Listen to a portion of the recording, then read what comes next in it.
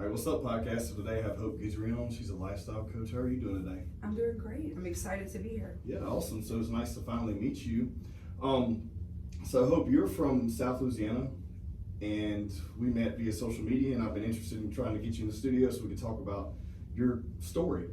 So can you tell me from basically when you started, when you were born, until where you're at now, and then kind of we'll go back and forth. Okay. So I was born right outside of Baton Rouge, and my mom was a single parent, and I kind of grew up in our home.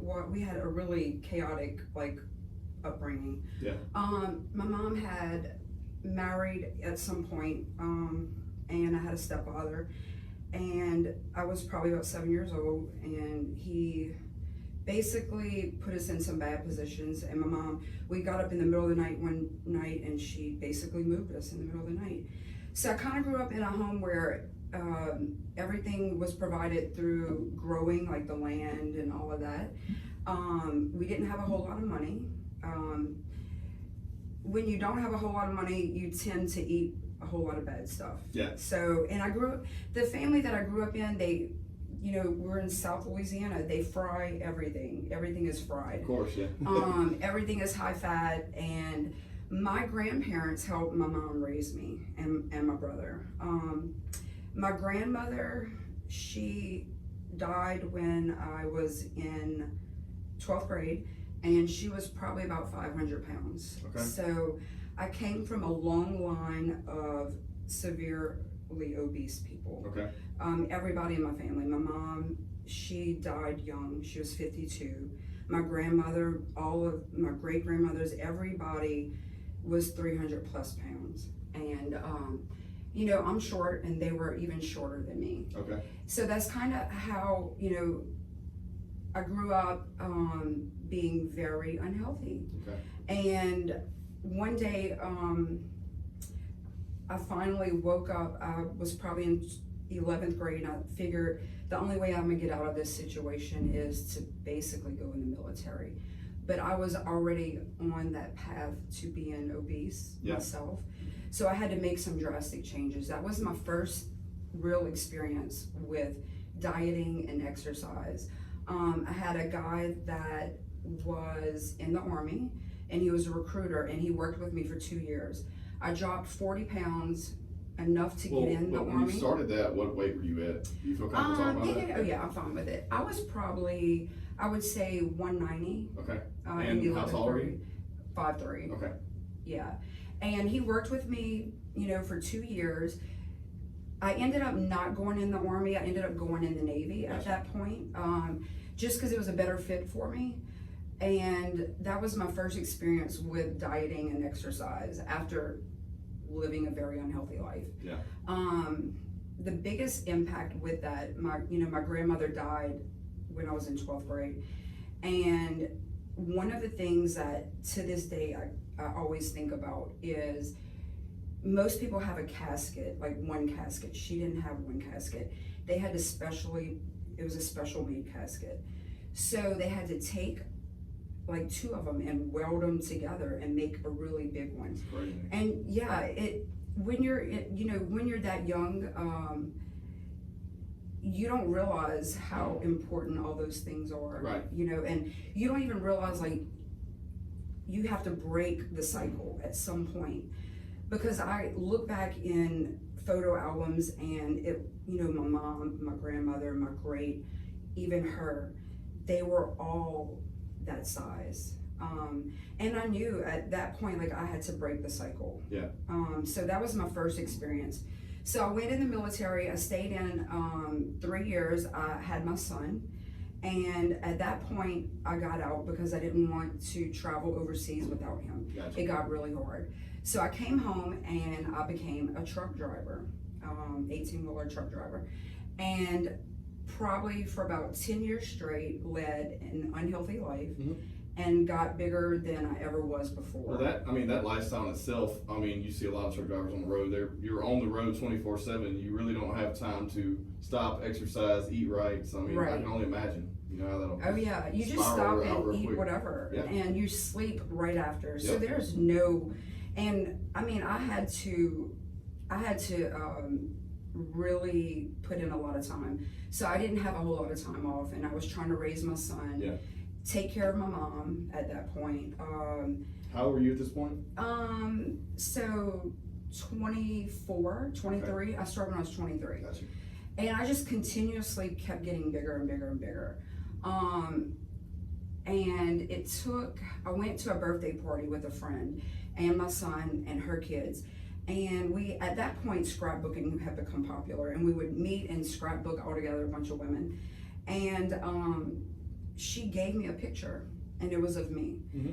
And I can remember her giving it, and I'm looking at it, and I remember thinking, like, this isn't me. Like, I knew it was me, but when I looked at the picture, it's like I didn't even realize I had got that big and that out of shape. That was really a turning point for me at that point. That day forward, I just started, onto the fitness thing, and I hated working out. Like, you couldn't get me to work out. Like, I wanted nothing to do with it. And you just ate whatever too. So at that point, when you started that, how much did you weigh then? My max was 240. Okay, 240 at 5'3". Yeah, at 5'3". And so from there, how long did it take for you to get to where you are now? Oh, it's been 15 years, 16 years. And how much weight have you I've lost over 100. Got you. Yeah. And I mean, I've gone through spurts. Like right now, I'm trying to lose the 15 that I gained for during quarantine. Yeah, it happens. And I mean, it's not that I didn't work out during quarantine. Like, I went harder on workouts during that time because I was all on video. Yeah. And we were doing like 3 to 4 workouts a day than normal, but I just was eating like crap, you know? So I go through moments in life where, I do get up to 155. Yeah. Like right now I'm at 155. And then I'll go back down to 135. Yeah. So it's a fluctuation. I never let it get so out of hand that I can't get it back under control. Well, you say 100 pounds, that's a whole small human. Right. And 100 pounds on 5'3" frame is a lot of weight. Oh yeah. Versus if you had someone who was 5'9" or 5'10", it would be probably equivalent, as far as the body transformation and visually seeing that, probably 150 to 175 pounds. Right. So that's a lot of weight. That's a big deal. I never for clients of myself, I had literally probably 50 that I could tick off by name and say, this person is also 100 pounds with me. Right. This person is also 100 pounds. Mm-hmm. When I look at them, I see it, but when I look at me, it's kind of different. So I can see it, and I know you've kept up with me on social media, pictures and stuff. But during these years, even now, I have to really, when I go in a dressing room, when we're allowed to go in a dressing room, because right now you're not, I have to really think about the clothing size. I will still pick up a size 18 or a size 12 and bring it in there with me. And I know that I wear a size 4 or 6. Yeah. I know that. But it's this mind, it's a mind game, right? And I tell my clients all the time, it's not just a scale that you're beating. You're having to beat your own self. Yeah. Because you look in the mirror and you're never satisfied with what you are. You're always trying to become better. Yeah, of course. I mean, if you're on that journey of always trying to, if you started in a bad spot, especially, it's really hard to stop. I see a lot of people get almost addicted, right? Especially people that compete and stuff. They get almost addicted to it to where the point where it's not even fun anymore. So it's nice to find a balance, but you always got to call yourself out too. Right. Oh yeah. And when I started, when I originally started, I had no clue about diet. I had no clue about working out, and I had to go to a trainer. Yeah. And through the years, the first couple of years before I actually fell in love with this lifestyle, I saw 3 different trainers in our area, and they helped me to get to the point where I embraced the lifestyle. Yeah. I would never be where I am right now without them. Mm-hmm. They are the ones that, put a fire in me. And I saw the changes that they helped me to make in my life. And I knew I wanted to help other people. I didn't have a plan. I never said, you know, oh, I want to be a trainer or a life coach. I don't even call myself a trainer. It's more, you know, a lifestyle coach.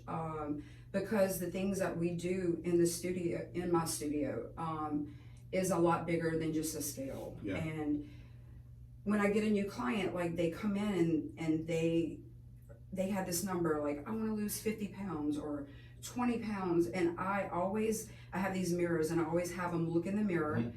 And I tell them, look, you know, I care that you lose weight, obviously. I wouldn't be in this if I didn't. Mm-hmm. But I want you to be able to look in the mirror and love yourself, whether you're 180 pounds or 110 pounds.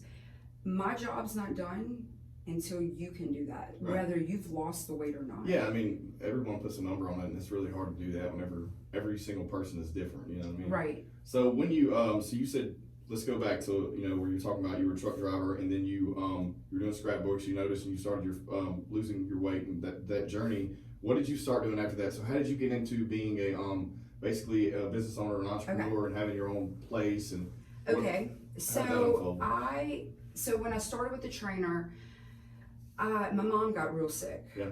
All right, and I had to at some point get out of the truck, and I had started, like, I was starting to work out and do all of that. And I had basically, in a nutshell, had to move into the office. All right, so my company offered me a job position, and I kind of worked my way up. I started in dispatch and just kind of worked up from there, driver trainer and all of that. Right. And my mom started getting sick. And at that point, I had left the trainers that I was with because I was able to do it on my own at that point. You're not going to stay with a trainer forever. You know, eventually you learn what you need. So I had moved to a gym on my own and was working out. And I heard some loud music upstairs because it was a gym that had 2 different areas. And I heard like loud thumping music and people screaming. I was like, what is going on up there? So I walked up there and it was a bunch of bikes in a room. Yeah. And I'd never experienced spin class. I didn't know anything about it. If you had asked me what it was, I would be like, maybe something to do with dance. I don't really know. So I walked up there and saw like the lights were out and the lights were going and people were like sweating and it looked pretty damn badass. You know, so I was like, I know what, I'm gonna sign up for this class tomorrow. So I signed up for it and the moment I walked in there and got on that bike, I fell absolutely in love with spin. So I started doing the classes and I was like, you know what, I can teach this. Mm-hmm. So I got certified. Next thing you know, I'm teaching 15 spin classes a week and people absolutely loved my spin classes. And in that time, you know, I was like, I'm going to train for a competition. I'm going to get into this competition stuff. Yeah. You know, I got that bug in me and started training and doing all of that. And, you know, it's hard.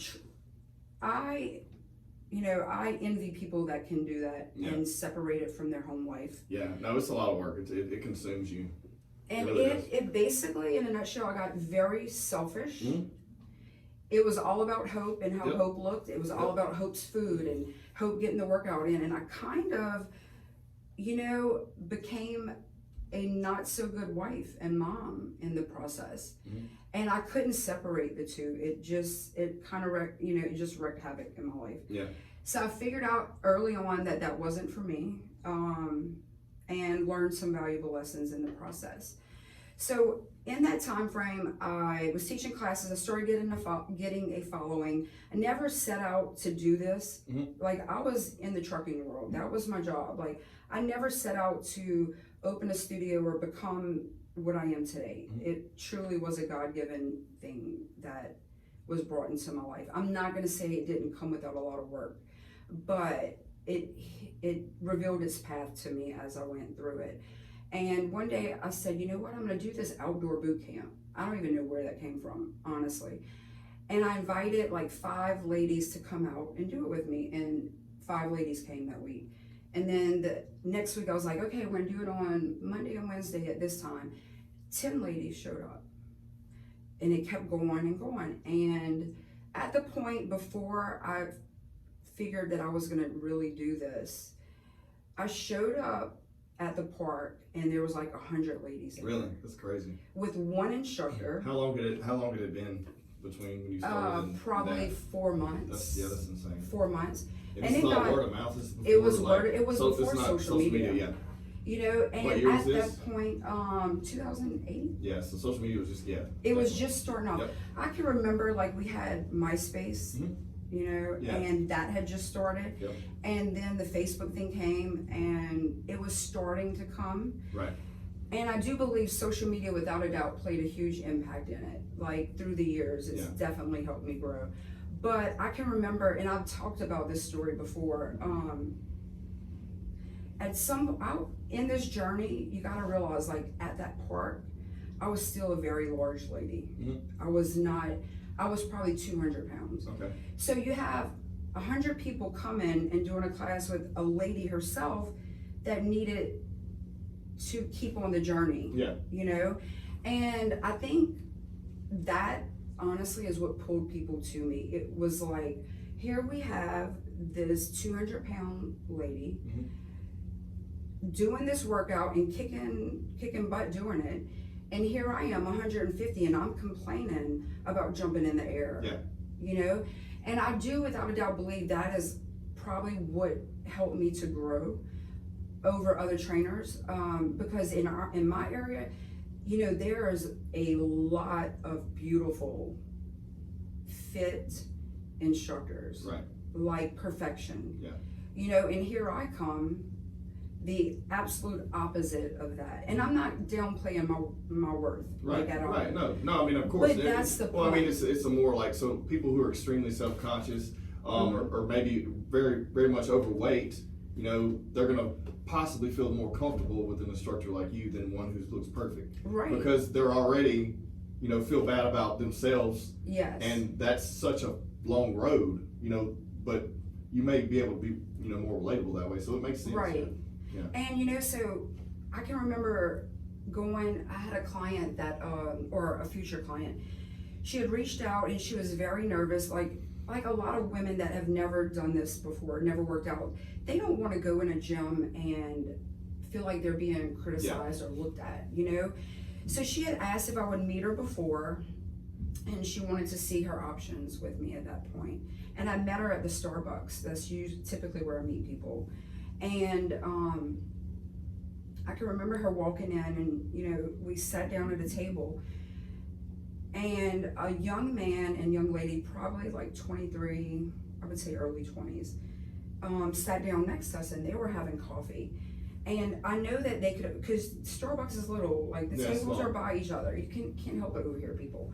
And they had obviously overheard me talking to her about joining the boot camp and the classes and how I knew she could do it and make it. And I could overhear the young lady telling her boyfriend, I assume her boyfriend, I can't believe that she is telling somebody else how to work out or how to diet, or I'm trying to motivate them. Look at her. Yeah. And I overheard that, and I'm telling you, I was crushed.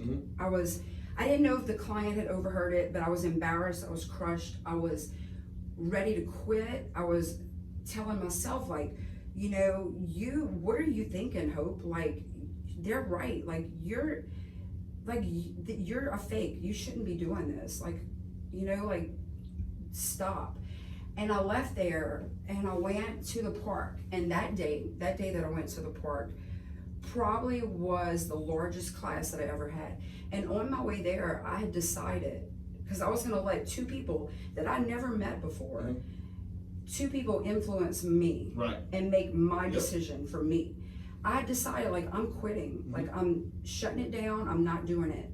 And I pulled up to the park, and literally was the largest class I ever had in my life. It was like over 100. It's probably like 125. And I could remember sitting in my car and thinking, I have to go up here and tell all these people that I quit. Yeah. And then they're gonna look at me like, why are you quitting? And then I was gonna have to say, well, two strangers just told me that I wasn't worthy to do this, or to lead you guys, or to inspire you guys. And that's one of the things that I share with people often is we let so many people put labels on us, on who we are, who we should be, what we should do with our life. You know, if I'd listened to all of the criticism that I got over the years of being that large person leading other people, I would have never impacted the people that I have today. And this isn't me blowing me up. This is them. Like, I have the stories. I have the pictures I can share with people. And, you know, I just think about all the lives that wouldn't have been touched. And because I went to another trainer and they inspired me, they have helped me to change all of these people around me. You know, so it's not a hope thing. It's definitely not a hope thing. Yeah. It's, you know, it's a full circle coming back. Well, that's interesting because a lot of people immediately make the decision for themselves off of someone else's criticism. A lot of times when people don't want to make a change, or, you know, they're thinking about doing something different, but as soon as they hear an opinion from someone else, they stop and they let them make up their mind for them. Right. And that sucks, and it happens all the time. Oh yeah. You know, or maybe you're saying, hey, you want to make a job change or life change or whatever, and then you go tell your friend about it, or, you know, or your coworker, and then they criticize it, and then it immediately shuts it down. Right. And you never do it because you're so worried about someone else's opinion. Mm-hmm. Or even people that don't know you, like you said. That's insane. Oh, but yeah. it happens. It It happens to people every day. day. And so just saying that right there is a big deal. You know, it's more than just saying, okay, I wanted to get in shape.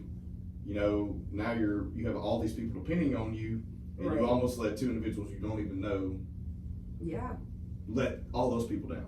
Right. You know? And all the future people. Like, I've been in this 15, 16 years, you know, and I have clients with me today that started with me day one. Yeah. You know, and I know, you know, the industry, like, that's hard. Yeah, that's a lot. It's hard to keep a client. Right. 15 years. Well, you think they stay because it's the relationship and just, you know, because I feel like someone being in doing training that long, at that point, they don't need you. No, they don't need you, but it's a comfort. It's like we have a relationship. This is fun. Right. This is not like I don't have to have you anymore. So that's even harder than, you know, it's the retention thing. So you've not only changed their life and made those changes, but you've also been able to keep them around. Right. So that means you have more than just, you know, it's the operational value. Yeah, it's definitely more than that. It's family, you know? And it's one of those things, like, it's taken me years, and I still struggle with it. It has taken me years to not take things personally. Yeah.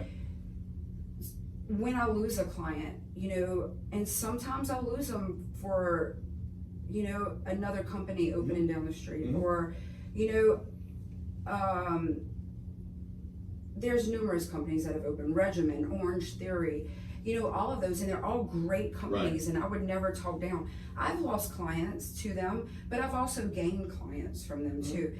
But you know, I try to not take it personal when I lose people. It's not about hope. It's about them and their journey. Yeah. I can remember losing clients, you know, and being depressed for a week, where I would let losing one client, like, put me in a depression where I would be like, Hope, like, I'd have to talk to myself and say, you know, like, you have 100 other clients that are here and they're waiting on you. Like, why are you depressed over one client? But to me, like, every loss is a huge loss for me. Like, because I love all of them. Like, I seriously get involved in their lives. I know their children's names. I know their birthdays. I know when they're going through something. I know when they walk in the studio and they're down. Like, I see that. They're not a number to me. Like, and I take a lot of it home, and maybe I shouldn't, and maybe, you know, there's all kind of shouldas, but I do. No, I mean, everyone's different. I mean, that's what's built you and who you are, you know? Right. So, I mean, embrace it. So you have, what all do you do? So you have a studio now, and do you do more group training than you do one-on-one, or do you do both? So I have both. I kind of try to realize, like, go with the changes. Yeah. And, you know, times change, so you have to adapt, you know, and that's hard. Like, for me, it's hard because I get set in a routine. But so originally, you know, in a nutshell, I worked at gyms. So there was a gym called Fusion, and it was old school. It had, like, the old weights, not the new technology. You know, and that was like well, there's one more in our area, but that gym was really almost the last one to make it. And I was there for years, and I worked for them, and then, you know, I talked to them and said, look, I'm gonna start doing boot camps out here. I'm not going to try to get your members. Right. I'm gonna stay respectful, and we had a great agreement. So at that point, I ended up, you know, I'm gonna go back to a story that's really interesting. Okay, so at that point, I started the boot camps, and I had a normal job, right? And I had these boot camps, and I had spin classes.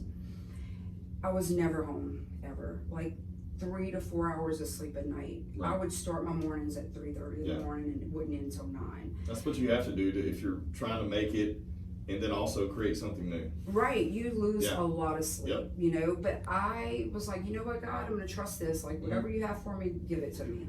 And I kept with that concept for a long time. I did it for as long as I could. And so I'm working all these crazy hours at the trucking, you know, this trying to be a mom and trying to help take care of my mom and do all the things I needed to do as a wife.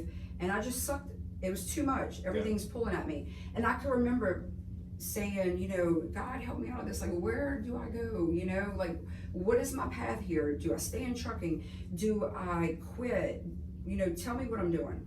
And I walked into work one day, and they pulled me in the office. And at that point, I was kind of like in management. And they wanted me to fire someone that I felt didn't deserve to be fired. Yeah.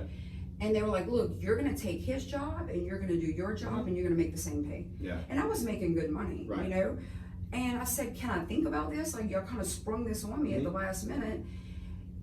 And it's like, yeah, you know, take your lunch, come back, and we'll talk. They had flew in from Houston to tell me this. So I went on my lunch break, and I just was not good. Yeah. Because this is someone, like, I had dinner with their family. Yeah. You know, like, and you want me to fire them. So I'm just like, I don't know about this. I went back and I said, look, I still don't know. I need to think about this overnight. And I went home, and I was completely at unease with it. I was like, this is not what I can do. Like, I can't do it. Yeah. And I told myself, I'm like, Hope, you had just, you know, asked God, like, where are you supposed to be going? And he gave you your answer. And why are you not, like, wanting to do it? So I went in and quit my job. Gotcha. And I had, like, personal training. I'd had like 10 clients I was training in the little bit of spare time. I'd leave on my lunch break, change my clothes, train somebody, go back to work, go do the boot camp afterward, go do training again. I quit my job that day, and within a week, I went from like 10 clients personal training to about 60. That's crazy. And I was still doing spin classes, and I was still having my boot camps. So, you know, for people that are scared to make that plunge, like they have their normal job and then they have their job that they're passionate about, you know, I can't make you do it, but all I can do is share my story. And I'm telling you, I've never looked back, and it's steadily grown and grown and grown. So at that point, you know, I started full time, and I had an agreement with Fusion. Like, I rented basically airspace, and I could bring all my clients there. They would pay me. They wouldn't have anything to do with my money.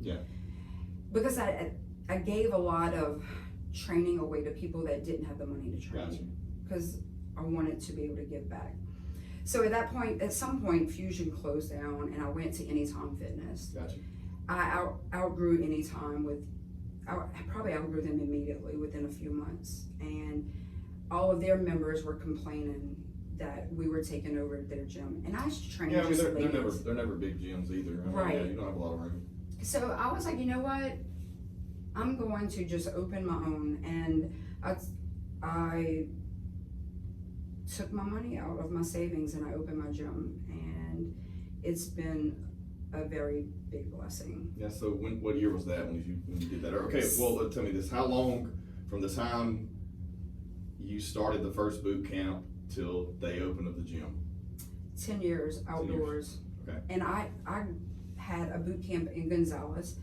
I had opened up one in Reserve, Gramercy, which is in between Gonzales and New Orleans. Then I opened one west of us in Baton Rouge. Okay. And then I opened one in Denham Springs. So I had 4 boot camps going on, and I had 6 instructors working under me that Gotcha. helped me. Gotcha. So at that point, when I opened up my studio, I closed all of the outdoor boot camps down and decided to really concentrate on giving my best to my clients and having one facility. So at this point, you know, we have spin classes. I have 27 bikes. I had 21 bikes and I purchased another 6 when quarantine happened. And I gave those bikes out to clients to use at home. Yeah, so I was gonna bring that up. I see that's like when I connected with you on social media, I saw we were going through quarantine and stuff, and I was doing shows and I ran across that and I was like, well, that's interesting because you took all of your equipment and handed it out to your clients. So right there, just from a 1,000-foot view, I was like, okay, this is someone that actually gives a damn about what they're doing. Right. You know, and then you were able to, so I guess we can talk about that real quick. Going into quarantine and keeping the relationship with all your clients and keeping the business alive. Let's talk about that. Okay, so at that point, it was a Monday, and I had heard that we possibly were gonna have to shut down gyms. Yeah. And then right before classes, when I got the news that we were having to shut down. So I went into the spin class. I was so upset, but I gave a kick-ass spin class, you know? And at the end of it, I looked at my clients, like 20 something of them, and I have a lot. Like I have roughly 200 different people that come through my studio, you know? And I looked at them and I said, look, you know, you got, at that point, they didn't have to shut down, I did. I said, I have to shut down, but you guys don't. So I was kind of like thrown, I was like, what am I gonna do? And I literally, while I was sitting on the bikes, it just came to me. I said, you know what, guys? I'm gonna give all of you guys equipment, everybody. We're gonna take every piece of equipment I have and I'm giving it out. Yeah. The only thing that didn't move was like the heavy things, like the squat racks, Yeah, the Smith big machines, machines, treadmills. I had steps, I had bars, I had tons of equipment.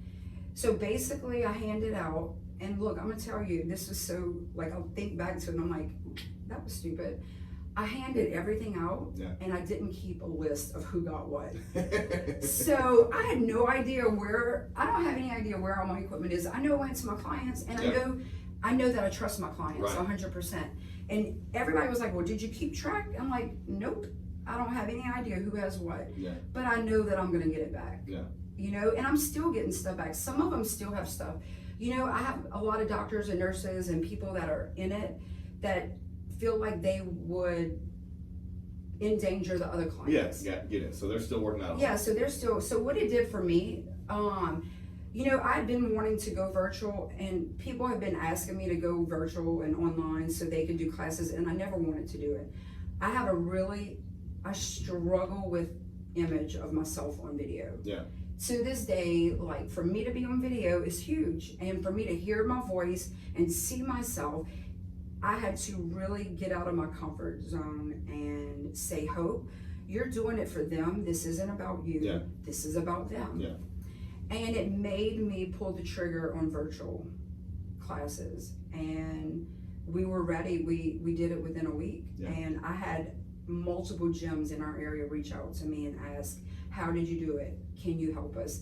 And I helped them like that. You know, for me, like we have so many people around in our parishes that I could never service all these people. No, exactly. I mean, that's what I tell everyone. It's like, there's enough business to go around. I don't feel like there's ever competition. Like the people that are immediately bad mouthing those other people that are in the same industry, they're gonna lose. Yeah, definitely. If they do make it, they're never gonna be as successful as the people who embrace and help everyone. You know what I mean? So that's cool. So you were able to help all of your clients and help, you know, the competing gyms in the area.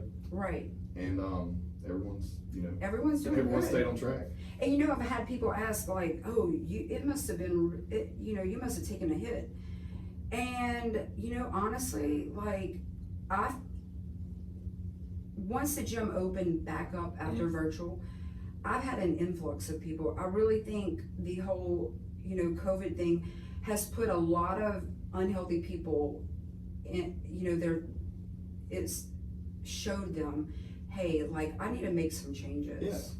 You know, like I've had an influx of people, and it's, you know, COVID has not been the worst thing that could happen to me, but it's certainly not the best. Yeah. You know, I lost an uncle from it that had, you know, other problems, but business-wise, you know, it definitely has put things into perspective. Yeah, I think it did. Whenever it hit, a lot of people, you know, kind of, it gave them time to connect with their family. You know, there's a lot of people. I mean, like 31 million people out of jobs right now in this country. So a lot of people are going through shit, but being able to still, you know, be active and feel good about yourself helps a little bit. Right. So, quick question: when you open your own business, how did that? You said you had it was rough in your family life, and you never get any sleep or anything. So, whenever you made that shift out of doing all those things into just doing this, did it kind of relieve all that stress and pressure off of you? It did relieve a lot of me going here, going there, Yeah. and I was able to give more quality to my clients. Yeah.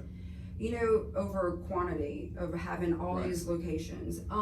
You know, I have one son, and he's 24.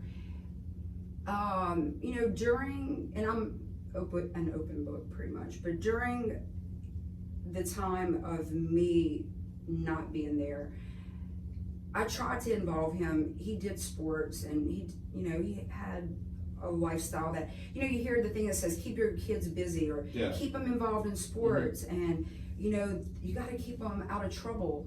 Like, the kid was busy. Like, we kept him busy. He was in boxing, everything you can imagine, dirt bike riding, all of it. And sometimes, you know, things happen and you like hit a wall. Like, I hit a brick wall with him. You know, he became addicted to some substance abuse, and a lot of tough love went on, and a lot of heartache. And, you know, days where his choices impacted, you know, me as a mom, where I would show up at the studio wearing sunglasses because I'd been crying, you know, that day because of his choices. And, you know,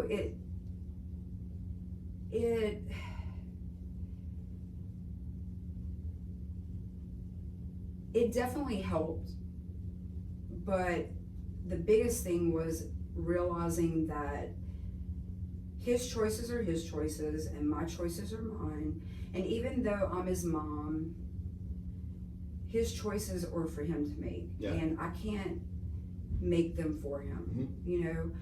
And I'm just, you know, at this point now, everything's great. You know, he's thriving in this world, and he's in the Army, and he's doing kick-ass things, jumping out of airplanes, and he's always been, you know, my son and my best friend, but we have a really close relationship. We always have had it, even through the worst days.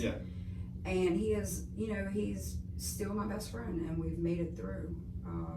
Even when I wasn't the best mom and worried about making it in this industry. You know, because there's many times that I look back on now and I wish I could change some of the choices I made. And I can't obviously change them, but I can move forward and, you know, just be proud of him and my relationship. Not being able to be hung up on that stuff helps a lot, because a lot of people put so much regret in everything, and they can't move forward because of that. You know what I mean? Everything, you know, happens for a reason. It's all laid out, and it seems like it's all, you know, come together fine. Everyone has to go through their own shit to realize what they appreciate and what matters, and, you know, all that.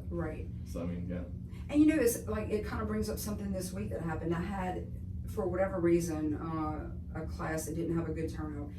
And when, I mean, I say that, but what happens for me when that does happen is I'm able to have deeper conversations with my clients, where they're able to know more about me and me know more about them while we're working out, you know. And something I shared with her was, you know, I don't know how I kept it together for my clients, but I did.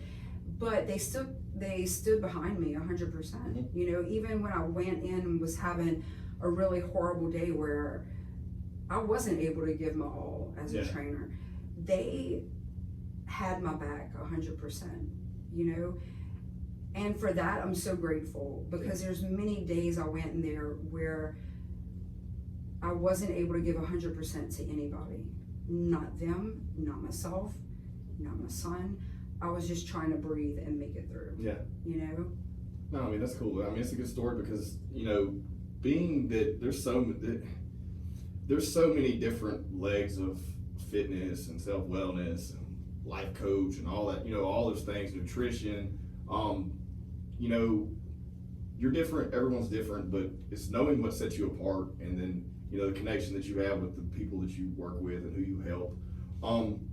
What do you think is the most monumental thing you've done for one or a group of individuals while you've been doing this? So depression is real, you know. I can't say that. I can tell you I've only had an experience with depression for like 3 days, and it was last year. And I say that like 3 days, Hope, like that's nothing, but it was a horrible 3 days of my life. And in all of the struggles that I've had, you know, with my home life and my son, or, you know, myself, you know, I've never been depressed ever, except I was in a thing for our community. It was called Dancing for a Cause. And they asked me to dance, which I'm a horrible dancer. And I don't want to be on video, and I'm a horrible dancer. Yeah. You know, I don't want to, and a gazillion people were watching me dance. So I agreed to it. And look, I put in a lot of work, but I had to do a lot. So I gave up sugar and wine, and it put me in a severe depression. Like the sugar withdrawals put me in a severe depression, where I, for 3 days, I thought I was gonna have to be committed somewhere. I was suicidal. It was that bad. It's crazy. I've never in my life experienced that before. Yeah. And what it did, it gave me I was able to see depression when I'd never understood it before. Right. Because I'm that person, like, we have a problem, we're gonna fix it, and this is what we're doing, which is a really bad problem of mine, because I did it to my son. I'm the same way. I can't, it's hard for me to have pity. I can't feel like, I don't know, it's like, let's get this shit done. Right, like what are you doing? And I have multiple clients that battle depression, and I could never understood it. And I was always like, you know, put your big girl panties on, we're doing this, like get the hell up, we don't have time for you to be sad. I didn't understand it. Right. And I really believe I went through those 3 days so that I would understand it. So now you're more compassionate with those people? More compassionate with those people. Yeah, so you're able to hit it from both angles now. So I have many women that come to me, and it's not about the scale, it's not about how they look, it's about depression. Yeah. And I can tell you that them coming to the studio, and not a Hope thing, it's a studio thing. I'm telling you, if the women that surround me are like this, they're like this, and that is what pulls these people in. It's not me. I tell people that all the time. You can come to me and I can be upbeat and I can be motivational, and you can look at the pictures that I post, because I do a lot of motivational stuff. You can, you know, come to a class and watch me lift a gazillion reps and do all of this and jump, and it ain't that. It's the people that surround me. Yeah. That tribe and that feeling, that is what helps these women get out of that depression. That's it. And I have multiple clients that came to me and said, your, you know, BCCP saved me. Yeah. You know, it saved me. You know, and that right there is bigger than anything. Yeah, I mean, just when we get done with this and release it out, if one person hears it and they get something out of it, I mean, that's all that matters. You know what I mean? It's the same thing with what you do. You know, you put all that time in, and you may have a group of 100 women, and if all of them don't get anything but one person in that group of 100, then you did your job. Right. You know what I mean? Or you did what you were wanting to do. Right. And people getting hung up on, you know, picking out the fine little minute details and beating themselves up over it. You just don't, you know. Right. You don't do what you can do. And you know, another thing, like kind of like an open book with my clients. Like, you know, they know I battle food addiction. I battle it. My worst thing it's not the workouts. Like, I can tackle a workout. I can hang with the best of them. Yeah. It's the food. The food for me, like, I grew up in it. Yeah. It's my biggest problem. And it's why I go up and down, up and down. And, you know, I'm not ashamed to say, look, you know, I will use the service of other health coaches in our area if I need it. Yeah. I'm not always strong. I'm not always accountable to myself. You know, I wish I could say, you know what, Hope, like, you're always 100%. No, I'm not. Yeah. You know, I've reached out to numerous people in our area through the years and have said, hey, I'm struggling right now. I need some help. You know, and some of them will help and some of them won't, whether it's they think, you know, I'm coming in there to steal their secrets. I don't know. Yeah, they're very guarded, Yeah. you know, and I get it.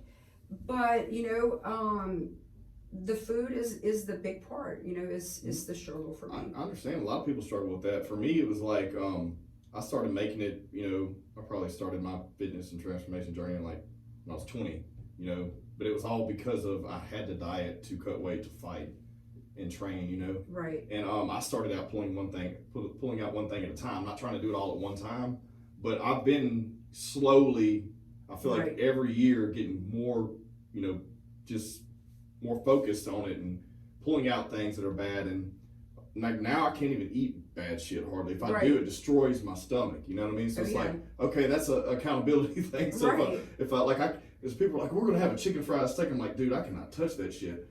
Like we're gonna have ice cream. I can't touch it. You know? But I can still have some shit that's bad and get away with it. You know? So it's like being able to hold yourself accountable to that. You know? Like I can have I don't know, some candy or something. I don't really eat that, but you know, like I don't know, a bag of chips maybe or something. And it's just being able to try to, and then balance too, because a lot of people think that they have to stop everything, they have to do everything perfect. You gotta enjoy yourself. You're doing this for you, you know what I mean? So, you know, reward yourself when you do it, you know, and then still try to hold yourself accountable at the same time. And you know, I tell, like, that's another thing, little changes. Like today, you know, take out the soda. Yeah. You know, and then next week maybe you want to take out, you know, the prepackaged foods or whatever it is, or maybe add working out in.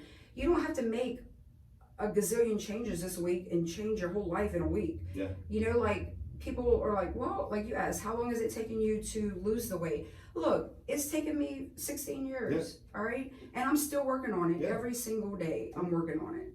It's not overnight, and I don't care, you know, if I plan on doing this forever till the day I die. So, you know, when I'm 80, come back and ask me, am I there yet? And I'm gonna tell you, no, I'm not there yet. No, it's a constant battle. I mean, you know, constantly saying, okay, what do I need to fix? What do I need to adjust? How can I still service everyone? Not gonna, I mean, it is, I get it. Yeah. It's fun though. And I mean, I've had another topic that so many people are scared to talk about is surgeries. Like, you know, I have people that are critical. I went through a really kind of rough time in a marriage a couple of years ago, and you know, I made the choice to remove extra skin off of my body. And if you've never been really large, you have no clue what I'm talking about. And especially, I'm 45. I'm turning 46. Skin does not go back. No, it stretches. Was. Yeah, no. It stretches and it's gross. To me, it made me feel unattractive. Other people, I look at them and they have extra skin. I'm like, girl, you are beautiful with that skin. Right. But for myself personally, you know, I looked at myself and I hated it. Yeah. So I made the choice to go and have skin removed. And I have cuts all over me. I've posted them on social media. I've showed them to my clients. I'm cut all the way around here. I'm cut all the way around there. And you know, that's another subject that so many people are scared to talk about, or judgmental, you know, of looking at a person's scars and thinking it makes them into somebody, you know. When clients come to me, or even people that weren't my clients, they ask me, what did you have done? This is what I've had done. Here's the list. This is who I used. And this is why I did it. And if you want to be judgmental over me, anyone out here, then go ahead and be it. But I'm happy with who I am, scars and all. You know, they have made me who I am today. And I will post those scars right quick and not think twice about it. You know, I had a husband tell me that I was ugly because of the scars. And we're divorced now. But, you know, to look at a woman after all that she's been through and judge her on the scars. instead of using it as a positive thing. I mean, whether it's in that relationship, I mean, that's just obviously due to own insecurities because you're actually bettering yourself and they may not have been. I mean, that's, right. That happens to a lot of people, but then people who don't know you, I mean, they have no idea. So like, hey, why is this person revealing all this? And, that's not appropriate or whatever. Right. And, but you don't have to worry about that. No. You know why. Yeah, I know why, exactly. And now everyone else knows why. Right. You know what I mean? And you bringing up why, that's very important in this whole thing for everybody. Everybody. You have got to know your reason why you're doing this. Because I am not excited to get up at 3 a.m. every morning and No. go work out and teach. No. And be happy, like, hey, let's do this. Like, I mean, I would love to sleep in and not get up at 3. But I know my reason why. Yeah. And every person that decides to change their life through health and fitness or whatever it is really needs to figure out their why. Mm-hmm. And it doesn't have to be a huge why. It doesn't have to be, I want to lose 100 pounds. It could be a little why, like, hey, I just want to feel better. Yeah. But if you don't know your why, you're not going to last long. No, I mean, it gets boring. What's your reason? If you don't have a reason behind it, you're not going to be passionate about it. And if you don't have any drive to do it, then you're not going to do it. Right. Whether it's business, relationship, fitness, whatever. Right. So I get it. Well, we're about to have to wrap up. Normally I get my guest gifts. I didn't get you anything. Well, let me rephrase that. I have you something, but it's not here yet. Okay. So I'm going to get it to you. And so before we close the show out, I want you to, do you have any advice for anybody? Like just your favorite phrase or anything that you want to put out there? I actually said it when we were in here, being able to look in the mirror and love yourself. Mm-hmm. That's what this is all about, really love yourself, like no matter what point you're at, and if you are that woman that is sitting home and not doing anything and just sitting in her misery, or guy sitting in your misery, or having every excuse in the book to not change or scared, walk into a gym and just do it. Mm-hmm. You won't regret it. Find your tribe. If you can't do it on your own, find your tribe. They're out there. Well, thanks. I appreciate you coming on. Thanks for coming up here. Thanks for having me. Awesome. Everyone, please subscribe to the podcast. Awesome.